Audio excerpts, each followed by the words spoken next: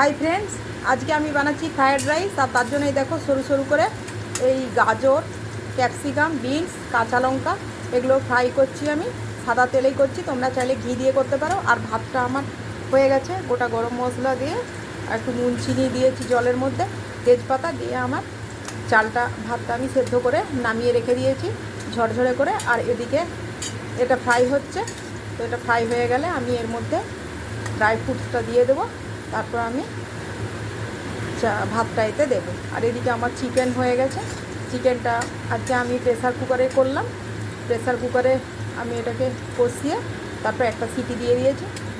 Pressure কুকারে করলে আমাদের ভালো লাগে খেতে, বেশ মানে গন্ধটা খুব ভালো থাকে, ওই ভাতের মধ্যে থাকে, ওই জন্য খুব টেস্টি হয় আর বেশ সুসিদ্ধ হয়ে যায়। এই জন্য আজকে আমি প্রেসার কুকারে করেছি, একটা সিটি দিয়ে অফ করে দিয়েছি। তো এটা ফ্রাই হচ্ছে, এর মধ্যে আমি চালটা দিয়ে দিই। তো সবজিটা ফ্রাই হয়ে যাওয়ার পরে আমি ভাতটা এর মধ্যে দিয়ে দিলাম।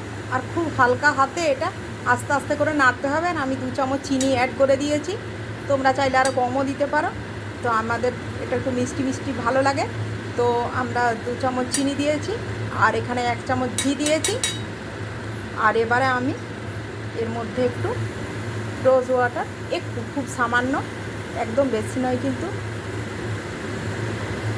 এইরকম একটু দিয়ে দিলাম রোজ ওয়াটার দিয়ে দিলাম।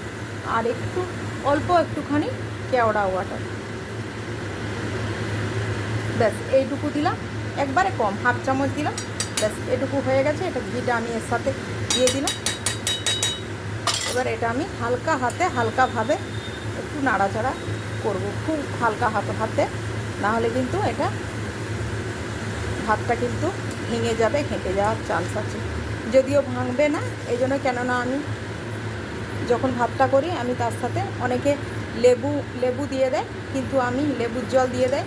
তো আমি এতে করে কি আমি সাদা তেলটা দিয়ে দিই, যাতে না একসাথে লেগে যায়। তো আমি এইভাবে হালকা হাতে আস্তে আস্তে করে একটু নাড়ি। আর যে তেজপাতা, গোটা গরম মশলা যেগুলো ছিল দেবো, সেগুলো আমি আলাদা করে যতটা পেরেছি আমি এই যে আলাদা করে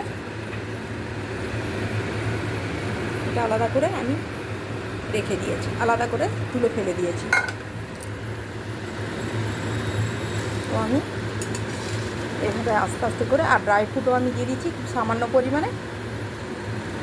ড্রাই ফ্রুট তো আমার খেতে খুবই ভালো লাগে, কিন্তু আমার খাওয়া চলে না, মানে আমি খেলেও হয়তো একটা কাজু খাবো এরকম আর কি, আমার একদম চলে না, না খাওয়াই বেটার আমার জন্য।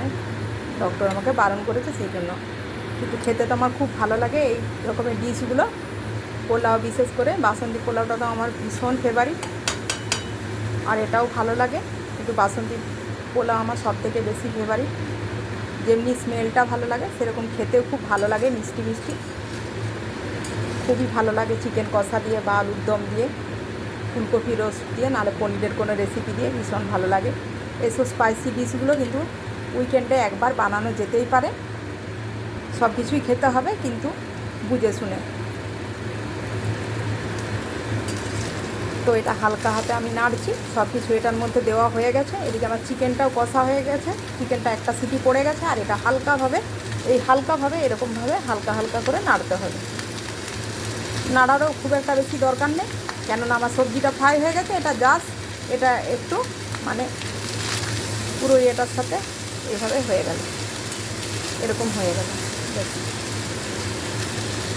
হয়ে গেল। চিকেনটাও কষা হয়ে গেছে। এবার আমি গরম এটা সার্ভ করব। তো তোমরা দেখো আমার এই ফ্রায়েড রাইসটা কীরকম হয়েছে, তোমাদের কীরকম মনে হচ্ছে দেখে।